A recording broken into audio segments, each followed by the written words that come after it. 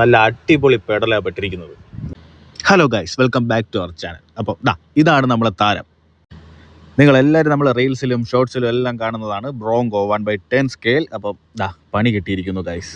അപ്പോൾ ഇനി എന്താണ് പ്രശ്നമെന്ന് നമുക്കൊന്ന് അഴിച്ചു നോക്കാം. വേറെ ഒന്നുമില്ല, നമ്മൾ ഇതേപോലത്തെ വീഡിയോ ചെയ്തത്. അപ്പോൾ ചെറിയൊരു പണി കിട്ടി.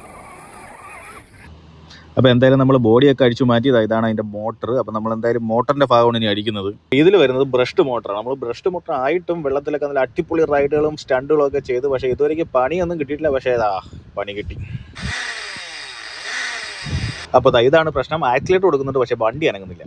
അപ്പോൾ നമ്മൾ മോട്ടർ അഴിക്കുവാണ്. ഇതാണ് മോട്ടറിൻ്റെ കവർ. നല്ല അടിപൊളി ഡസ്റ്റ് ഉണ്ട് അതിൽ.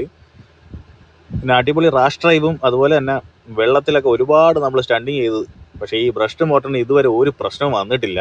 ഒരുപാട് ആൾക്കാർ പറയുന്നത് വെച്ചാൽ ബ്രഷ്ഡ് മോട്ടറിനൊക്കെ വെള്ളത്തിൽ ഇറങ്ങി കഴിഞ്ഞാൽ പ്രശ്നം വരുമെന്നാണ്. പക്ഷേ ഇതുവരെ പ്രശ്നം വന്നിട്ടില്ല. ഇനി എന്തെങ്കിലും ആവുമെന്ന് അറിയില്ല. പിന്നെ ഇതിൻ്റെ മെയിൻ പ്രോബ്ലം എന്ന് പറഞ്ഞാൽ ഇതിൻ്റെ സ്ക്രൂകളിലൊന്നും ക്വാളിറ്റി ഇല്ല. അപ്പോൾ ഗായ്സ്, ഇതാണ് നമ്മളെ ബാറ്ററി കണക്ട് ചെയ്യുന്ന പവർ യൂണിറ്റ്. അപ്പോൾ നമുക്ക് ഇതെല്ലാം അഴിച്ചു മാറ്റി കഴിഞ്ഞാൽ നമുക്ക് മെയിൻ ഗിയർസ് ഒക്കെ അഴിക്കാൻ പറ്റുള്ളൂ. അപ്പോൾ ഗായ്സ്, ഇതാണ് കൺട്രോൾ യൂണിറ്റ്. അപ്പോൾ കൺട്രോൾ യൂണിറ്റ് നമ്മൾ അഴിക്കുവാണ്. ഒരുപാട് ടെസ്റ്റൊക്കെ ഉണ്ട്.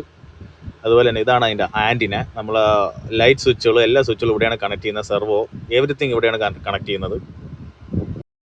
അപ്പോൾ ഗായ്സ്, നമുക്ക് ഇതാണ് അഴിക്കേണ്ടത്. ഇതാണ് നമുക്ക് പണി കിട്ടിയിരിക്കുന്നത്. പക്ഷേ വേറെ പ്രശ്നമുണ്ട്. ഇതിൻ്റെ സ്ക്രൂവിനൊന്നും ഒരു ക്വാളിറ്റി ഇല്ലാത്തതുകൊണ്ട് ഈ 2 സ്ക്രൂവും അഴിയുന്നില്ല. അപ്പോൾ നമ്മൾ നല്ല രീതിയിൽ തട്ടി അഴിച്ചൊക്കെ എടുക്കണം. അപ്പോൾ നമ്മൾ ഒരു രീതിയിലെല്ലാം അഴിച്ചൊക്കെ എടുത്തിട്ടുണ്ട്. ഇതാണ് ഇതിൻ്റെ മെയിൻ എൻജിൻ എന്ന് പറയുന്ന പാർട്ട്. ഇതിൻ്റെ ഗിയറൊക്കെ അടിപൊളി ഗിയറുകളാണ്, ഒരു രക്ഷയില്ല. എല്ലാം മെറ്റാലിക് ഗിയറുകളാണ്. പക്ഷേ വേറെ പ്രശ്നം ഉണ്ടെന്ന് വെച്ചാൽ കവറിങ് മൊത്തം പ്ലാസ്റ്റിക്കാണ്.